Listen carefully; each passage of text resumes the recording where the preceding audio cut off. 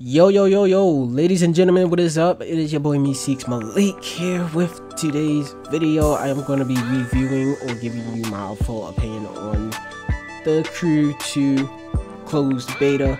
I'm going to be talking about some things that were improved, some things that need to be improved a little more, and I'm going to compare this to the first installment of the Crew. Before I get started with this video though, it is important that you do leave a like, and if you're new to the channel, go ahead and hit that sub button for more videos. Also, I will be giving away the Crew 2 Gold Edition for either the PS4 or the Xbox One. So if you would like to enter that giveaway, go ahead and subscribe, leave a like, comment below why you want this game, and wait for, the giveaway. And yeah, that's pretty much it. So let's go ahead and get started with this video. Alright. So the Crew 2 closed beta was a pretty awesome game to play. I love the new things that they have added, such as planes, boats, and the new variety of vehicles in the game. So I am loving the new places they added, the new race tracks they added to the game. Pretty lit, awesome if I would say so myself. I just did. But anyway, the Crew 2 have a lot of new things in there that I really do like, such as the current car that I am driving in the video, the Dodge Challenger Hellcat. I've been waiting for a game to put this in there for like the longest time. I thought Need for Speed Payback would have this in there, but it didn't. So yeah, speaking of Need for Speed Payback, I would say the Crew 2 so far seems to be way better than Need for Speed Payback. I know some people will disagree with me on that, but it's whatever. I will do a video on comparing those two games later on, but let me get on with the full review or whatever the hell I was gonna say. So first off, I want to say that they did a pretty good job on the driving physics itself. If you have played the Crew, the first one, you would know that driving is not the best, it's not that easy, and just sliding into like a little patch of grass will have your street car sliding off like it's off-road. Off-road as well is not good at all in the Crew, but the Crew 2 has actually improved on both street and off-road driving, as well as drifting. I don't know how drifting was in the Crew. I never got a drift car at all because, well, the drift cars were like 400,000 just to upgrade, so I left that alone completely.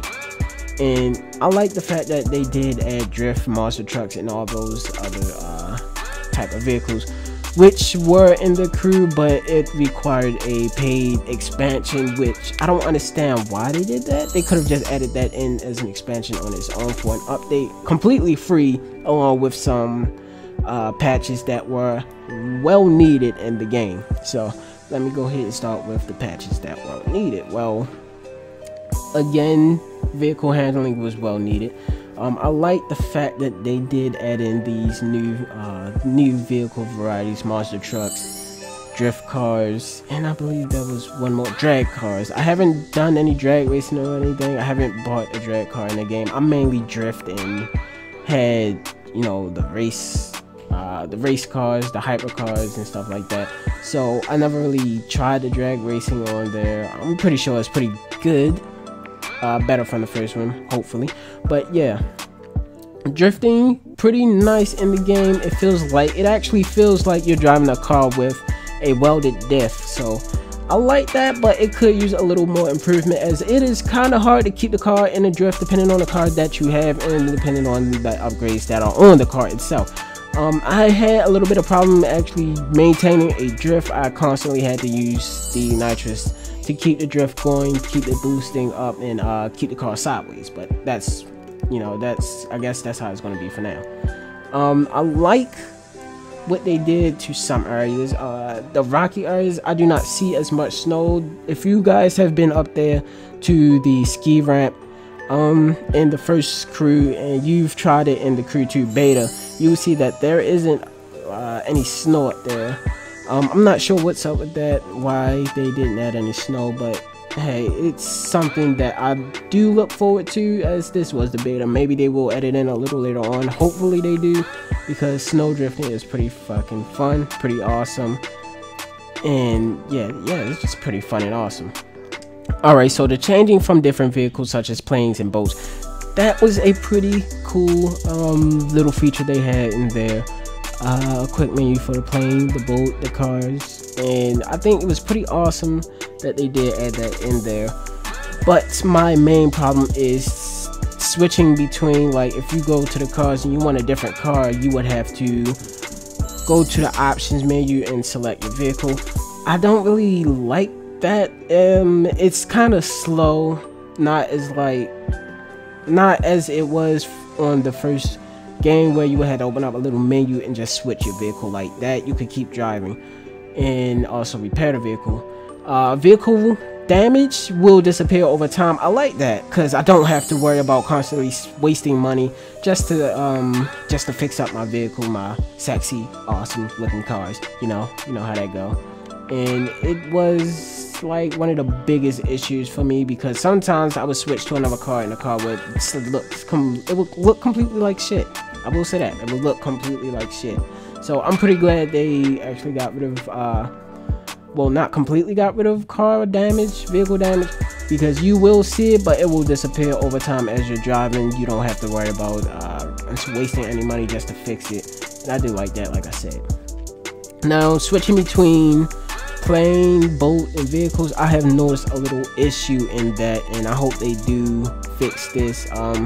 When switching from a plane to a car or a boat, I'm not too sure about the boat, but when switching from plane to car, I noticed that when you're going really fast on a plane and you fly low to the ground and switch to a vehicle, your vehicle will be moving twice that speed. Your car will be moving twice that speed. Say you're going 200 in the plane, you decide to switch over to a vehicle while you're moving. The car will be going maybe 250 to 60, maybe even 300. I've made it up to 300 in a race car, and I've actually ran through a speed trap. So this could be an issue for people trying to set new records or break records, as they could exploit, well, I see that as an exploit, but yeah, they could exploit it to have their records unbeatable or beat easy records. So that could be a serious issue, and I do hope they fix that. Alright, so another thing will be the dynamic weather in the game. Raining in any game is not really the best, especially when it rains more than it's not raining. So what they should do is kind of tone the raining down just a little bit. I do like the fact that they added fog and snow into the game, like where it snows in it snows everywhere, it rains everywhere, it fogs everywhere. What they should do is set it so that it's raining, fogging, or snowing in certain areas, not like in all areas at the same time. I'm not sure how they would do that, but it would be pretty nice, because if I'm in California or if I'm in LA, Los Angeles, and it just start raining out of nowhere, I want to go to Florida and not have to worry about the rain, which I'm pretty sure it might rain anyway. So yeah, I don't know what's up with the weather down there, but yeah, I want to go to an area where it's not raining or snowing or fogging.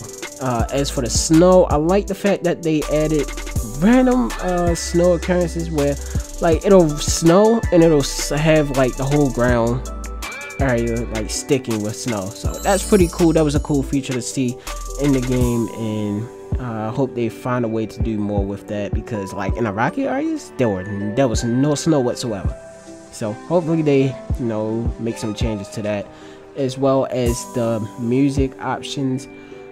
I think there could be more music, but that's up to them how they want to set it. They actually use music from the games that they already had the music in. I heard one song that was from that I've heard in the crew, not the crew, They have a song that they used in Watch Dogs 2, and I completely noticed it off the back of my head. So yeah, they could add a little more to that.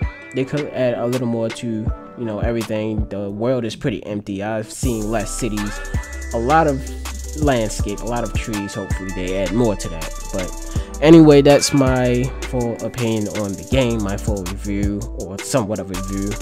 It's not really a review, but whatever. Should you buy this game? It's up to you.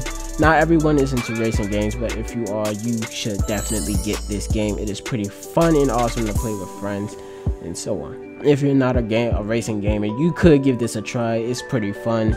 If you don't like it, well, not everyone is into these type of games, like I said. But yeah, that's pretty much it. That's all I got for you guys. MeeSeeksMalik here.